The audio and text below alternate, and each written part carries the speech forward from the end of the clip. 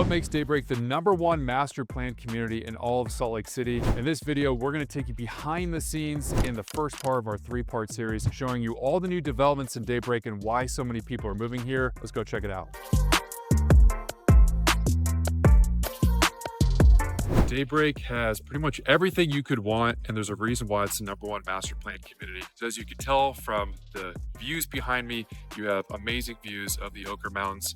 And right now we're situated on the west side of the valley. Now, when people are thinking about moving to Utah or they've heard about the Salt Lake Valley, there's this east side versus west side debate. Daybreak, being on the west side of the valley, has tons of room for expansion. We have beautiful views of the Ochre Mountains. And as you can tell right now, we're standing in the parking lot of one of the largest temples of the Church of Jesus Christ of Latter-day Saints. So yes, there is an LDS presence here, but something that I've noticed recently, and I talked to people relocating within Utah and relocating from other states to Utah, is there's a ton of diversity and a lot of growth happening in the Daybreak area.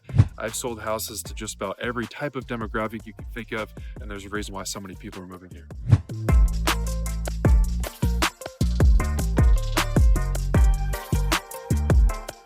When you're thinking about Utah, people typically don't think about large bodies of water. You usually think about the Wasatch Mountains or hiking trails, but actually right here in Daybreak is the largest man-made lake in the area. You also have this walking trail that goes all the way around the lake, so if you enjoy walking your dog or taking your family to the park, this is the perfect place to do it. This is also a great example of why Daybreak is the #1 master planned community. Just from where I'm standing, I've got leisurely activity behind me. I can see residential houses off in the distance and commercial all in one place. Not only that, but if you want to walk from your house and go kayaking or test your luck at fishing, there's not very many places where you can do that except here in Daybreak.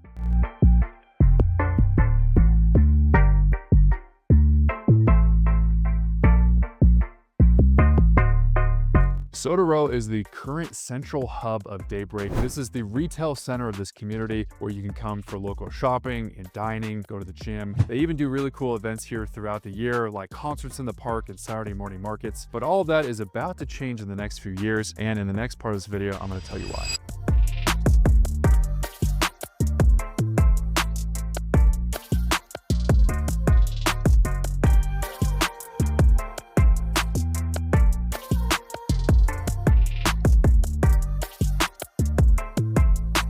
This is an awesome example of one of the retail stores here in Daybreak. It's called The Nest. I'm sitting down with my friend Sydney, who's a resident here at Daybreak. Sid, how long have you lived in Daybreak? I have lived in Daybreak for 7 years. Okay, so you didn't just hop on this trend and move to Daybreak. You're an OG. I'm an OG. For having lived here 7 years, tell people who are thinking about moving to Daybreak, what's your favorite part about this community? So living in Daybreak, you feel like you're on vacation every single day. There's so much to do, whether it's going to the lake, walking the dogs, riding bikes. There's a million community activities all the time. What is the newest feature or amenity you and Chris like to do? I think right now we live super close to the Harmons and the new restaurants down there. So we love going grocery shopping, walking down there to have dinner at 𝐂𝐿𝐒. Yeah, there's a ton of restaurants all in that one hub near Harmons. Yeah. Every community has its pros and cons. What are some of the things that people should be aware of if they're debating living in Daybreak? So obviously Upper Daybreak is where all the new builds are going on, but they will be building out that community for the next 5 to 10 years. Long time. So you can expect lots of construction, lots of dirt and dust in your house. If you're wanting something established, then Lower Daybreak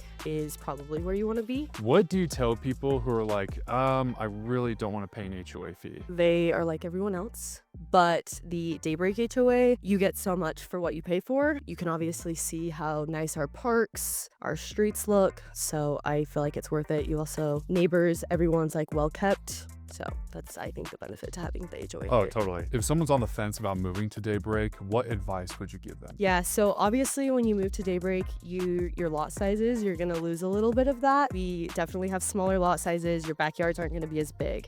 However, I always tell people, come spend one Saturday up here, come enjoy brunch at the porch, grab coffee, and just see how active the community is. And I think that you will fall in love just how I have. Totally. That's awesome. Thank you so much.